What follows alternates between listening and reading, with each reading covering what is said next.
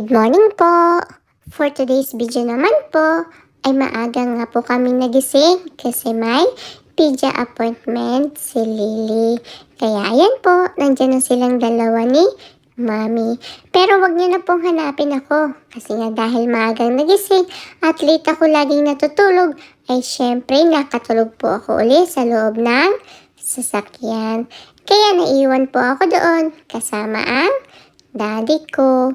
At pagkatapos nga po ng check-up nila, ay dumaan sila sa Shoppers Drug Mart para bumili ng mga nireseta ng pediatrician niya.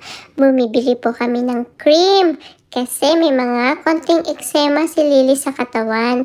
Kaya ayan po, bibilhan siya ng cream. At syempre, malapit na rin po ang Pasko at medyo may kamahalan ang parlor dito.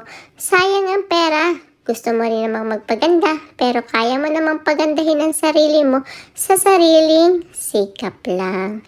At yan nga po, habang naghihintay na matapos yung mga reseta na mai-ready ng mga pharmacist, ay ito naman pong si Lily ay pagala-gala at enjoy na enjoy dito sa paglalakad.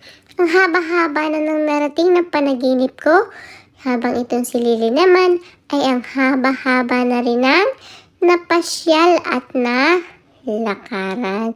Samantalang ako ay sarap na sarap po ang tulog ko sa sasakyan ng mga moment na yan.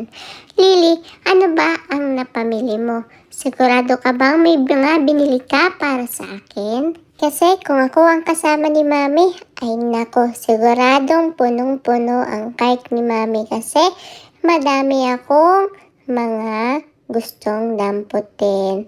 Ayan o, sa susunod tuturuan kita kung paano maging little shopper.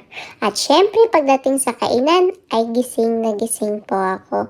Andito na nga rin po kami sa bahay at may take out na kids meal McDonald's si Daddy. Yan nga po, si Grinch. Gusto niya rin po bang maging Grinch ako o si Little Santa? Parang bagay sa akin si Grinch kapag napupuyat ako. At yun nga po, shout out kay Ninang Edby. Ngayon ko lang po nagamit itong regalo mong bag sa akin 2 years ago. At enjoy na enjoy po ako. Itinago po kasi sa akin ni Mami to kasi mukhang hindi pa napabagay sa akin ng mga panahon na yon. At perfect timing po, ngayon lang niya inilabas kaya super enjoy na po ako. Ayan nga po, feeling ko po dalagang dalaga ako.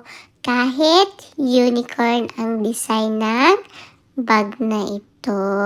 Ayan nga po, laro-laro pa ako dito sa may hibabaw ng lamesa. At alam niyo po ba, katabi ko rin pong matulog yan. Yun lang po ang kwento ko sa inyo today. Salamat po sa panonood nyo.